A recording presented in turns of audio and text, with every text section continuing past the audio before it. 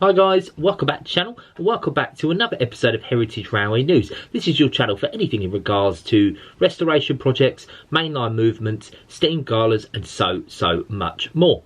Coming up this week, successful trial for electric locomotive. Yes, so the Class 08E has had 2 weeks of successful trials ahead of further testing. B1 class to have a new tender tank built.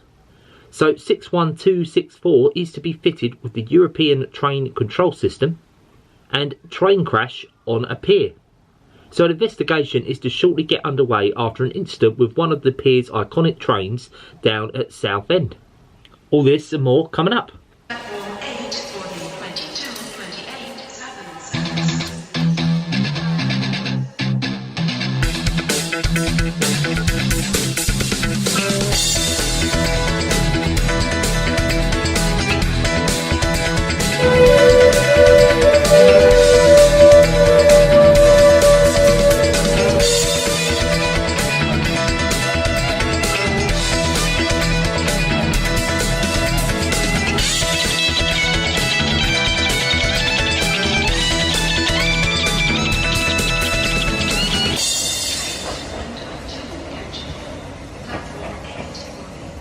So yeah guys, welcome back to Heritage Railway News. So first thing I want to get into is all to do with the brand new electric type locomotive, the 08E, and its successful trials that they have recently been undertaking.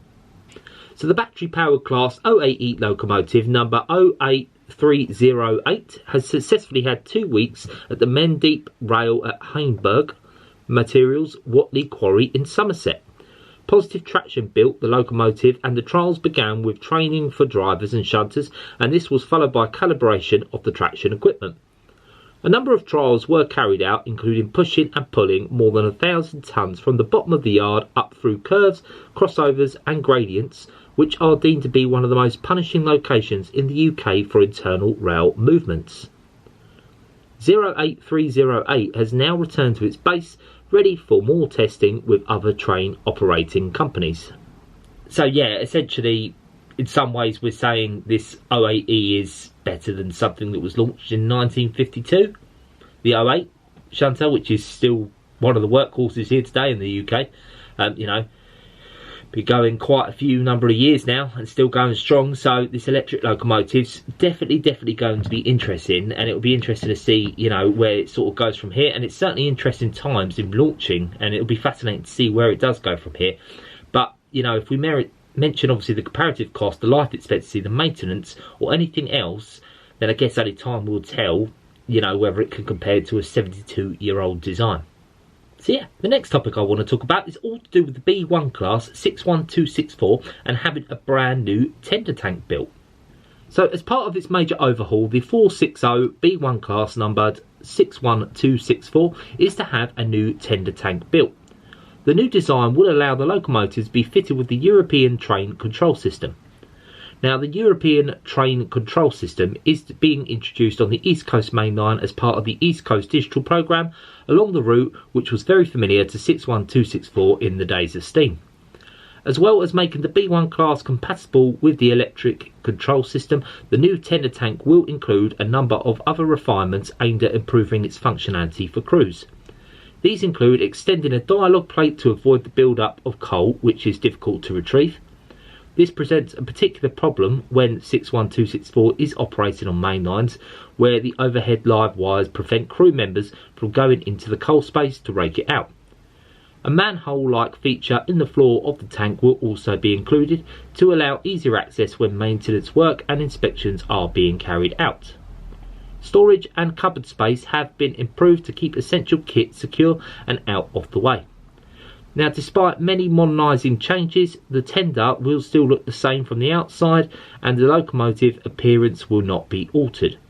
The new tender tank is just part of an extensive range of tasks being carried out on the Thompson B1, which will also include a new built inner firebox and replacing the locomotive's tyres.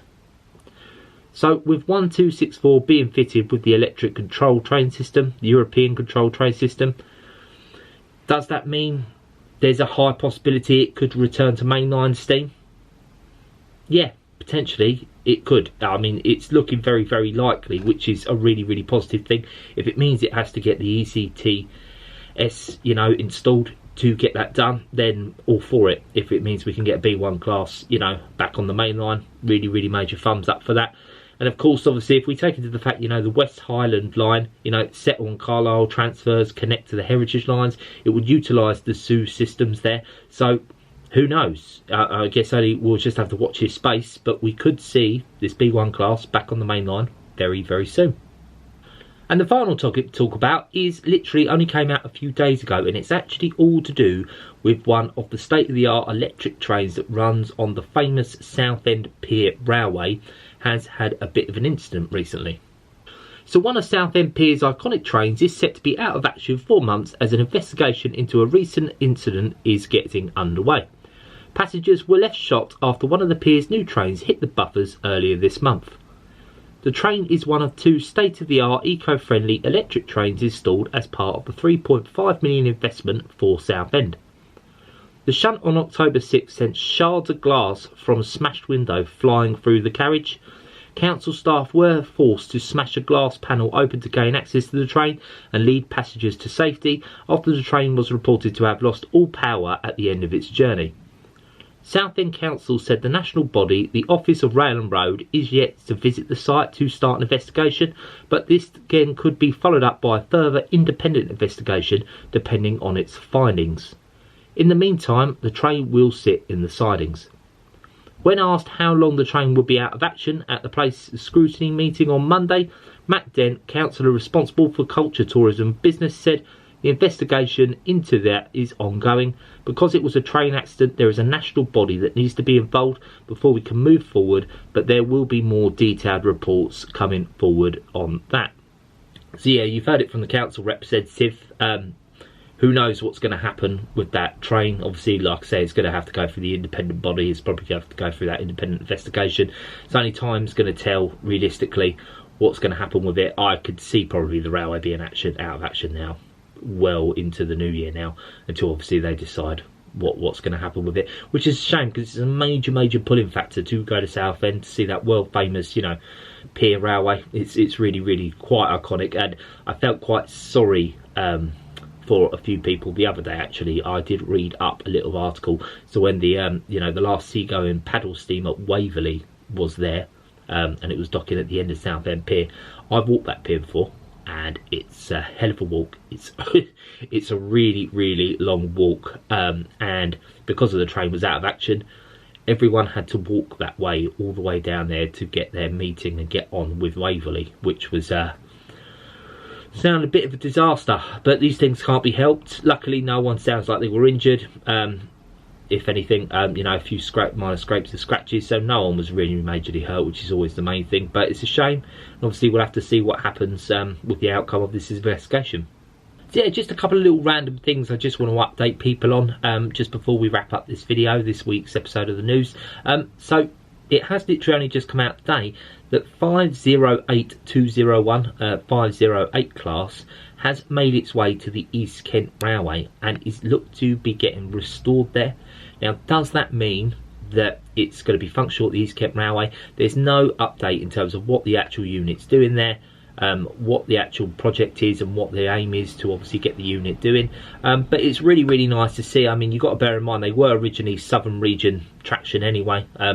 You know, going back to the 80s and the 90s, I believe, probably a little bit before my time, but I believe obviously they did run on Southern rails before then obviously going over to Merseyside, you know, running on the Merseyside rails there, and obviously they've just literally been retired. So it's nice to see one of the cars is going to be brought down here, and obviously we'll have to see what happens with it. But yeah, really nice to see another EMU relic to end up at the East Kent Railway. Like I said before, they seem to really like the EMUs, and I generally actually quite love the railway for it, to be fair. Not many places do that, so thumbs up to them. And finally, the last thing I want to talk about very quickly is all to do with the Old Kiln Light Railway. Now, I don't know if you remember a few episodes ago that I turned around and said, realistically, the museum is struggling, the Rural Life Living Museum that they are situated in, and they needed to raise funds to be able to obviously keep the museum open, and obviously it would secure the railway's future as well.